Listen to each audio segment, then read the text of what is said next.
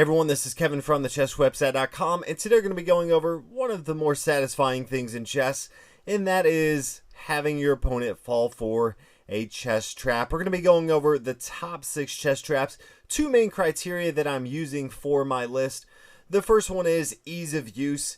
If you have a really intricate chess trap, you're not going to see it that often. That's not going to make my list.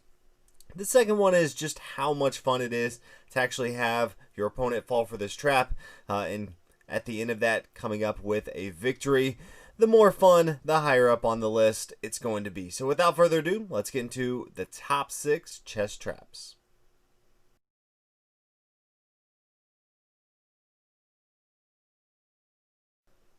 The first trap is the legal trap. Starts out with e4, e5, knight f3, knight c6. Pretty common. Bishop to c4.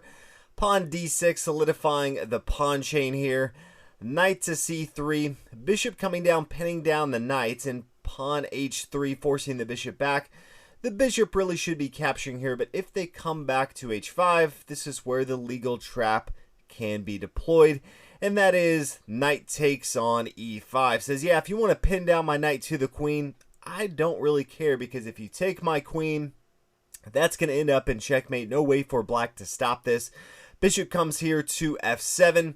The king has only one move. This d7 square is protected by the knight. King comes to e7 and then knight to d5. And this is checkmate in a very fun and interesting way. Your opponents are not going to see it coming. And that is the legal trap.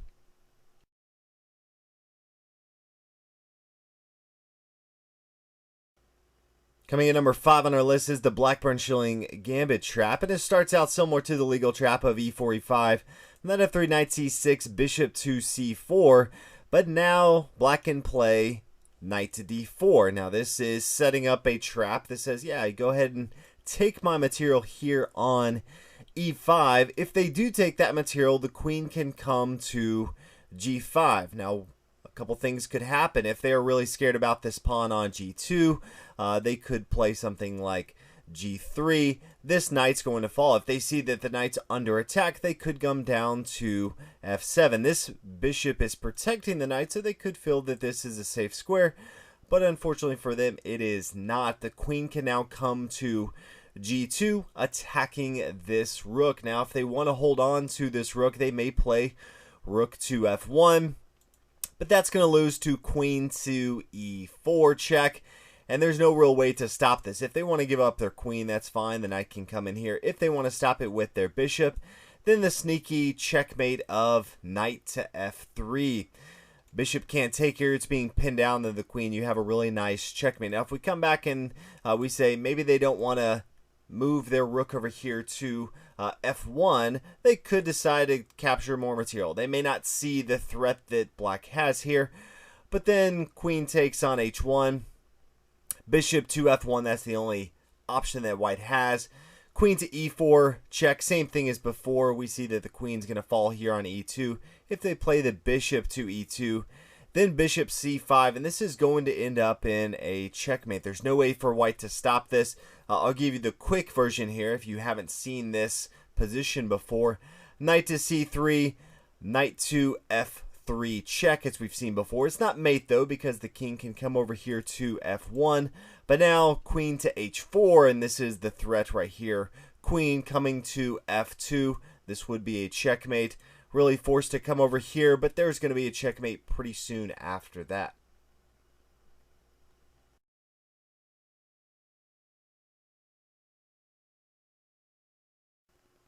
Coming in number 4 on our list is the elephant trap. Starts out with d4, d5, c4, the queen's gambit line. e6, going to decline that line. Knight to c3, knight f6, and then bishop to g5, pinning down the knight to this queen here. Knight to d7 as a continuation, defending this. And then after the pawn takes, which is fairly common from white, the pawn can recapture. Now, white may have a sense that he can just come in and take this pawn. Since the knight's blocking this queen here, he may say, yeah, he can't recapture with his knight. That bishop is pinning down the knight to the queen. That's exactly what we want white to think, because after he takes here on d5, black can take the knight. doesn't even matter that the queen is exposed here. If the bishop comes down and takes here on d8, that's going to be completely fine. Bishop plays up here to b4. The only legal move that white has is to play queen to d2. After the bishop takes, the king is going to recapture, and the king takes here on d8. Black is up a good amount of material here, so that is the elephant trap.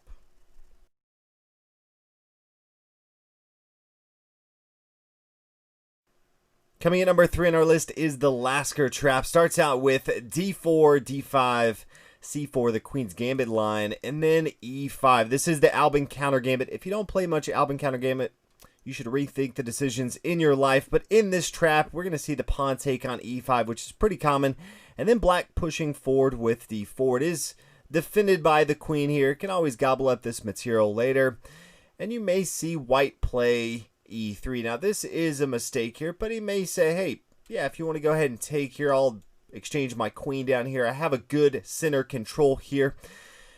Black's, instead of taking, going to play his bishop to b4 check, and pretty common to see the bishop come to d2. And now we continue along with our trap, and that is the pawn taking here on e3. Now they could think that, yeah, I'll go ahead and take your bishop right here. This is a mistake by black, because then you're going to play your queen down here. The king's going to recapture.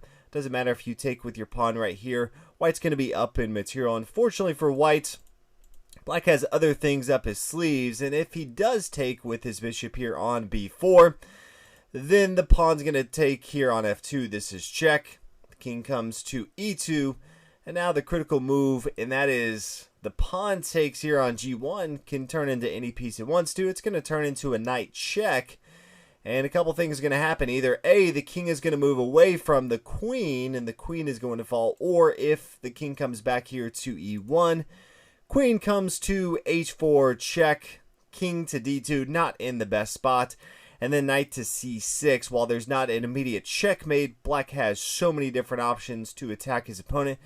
Not every day you can say that you have 3 knights on the board as well. That's a fun check mark that you get to put off your list of chess accomplishments all in of itself. So if nothing else, getting 3 knights for the Lasker trap, having your opponent fall in, and then just chase his king around the rest of the game gets its place to number 3 on the list.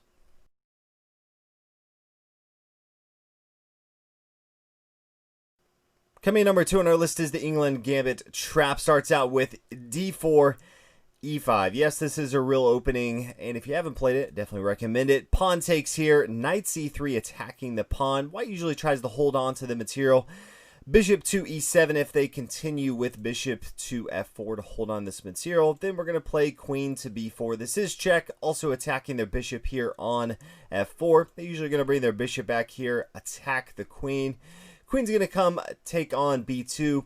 And then the failed move from white's standpoint is bishop c3. Feels like it's good. Attacking the queen, can't take the rook here on a1. It's defended by the knight on b1. But unfortunately, it's going to fail to bishop to b4. It's just no real good way for white to continue. If he tries to block off with his queen here, could just take with his bishop. Queen takes. Sure, queen's going to come up here. That is going to be checkmate. If instead takes with his knight here, sure, go ahead and take. The rook here on a1. Knight comes back. Could see an exchange in the center of the board. Black is just, hey, free rook right here. So it does have some options. If instead of the queen coming here, could just take with the bishop here. Knight takes on b4. And there's just no real good way for white to continue. Wants to hold on to the rook here on a1. But if he plays knight to c3, well, that's going to fail. Just the queen takes here. If instead he brings his knight to a3 as well, so trying to open up for the queen to protect this, that's also going to fail as well. So no real way to hold on to this. So really, while he thinks that the bishop coming here to c3 is going to net him a good position here in the center of the board, unfortunately that is the trap we are laying. Very easy for them to fall into, very easy for us to execute. So that is the England Gambit trap coming in at number 2.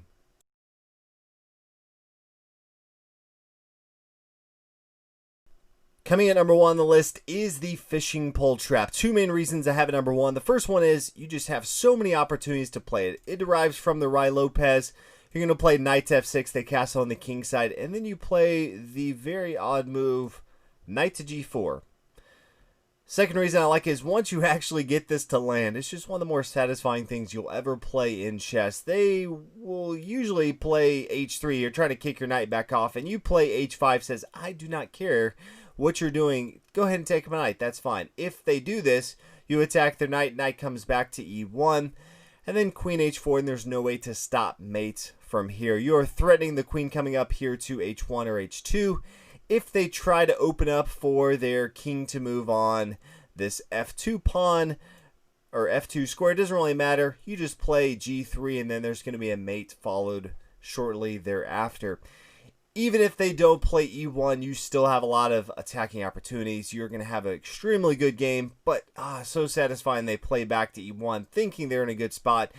And then you come play queen to h4 and they just realize that the game is over very, very shortly. So those are my 6 top chess traps. There are a lot more chess traps. On my website, I'll have a link below if you're watching this on YouTube.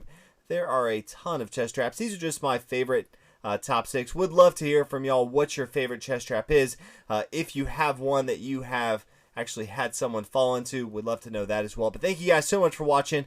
Definitely make sure you check out the link below if you want to check out more chess traps. I'll see you guys in the next video.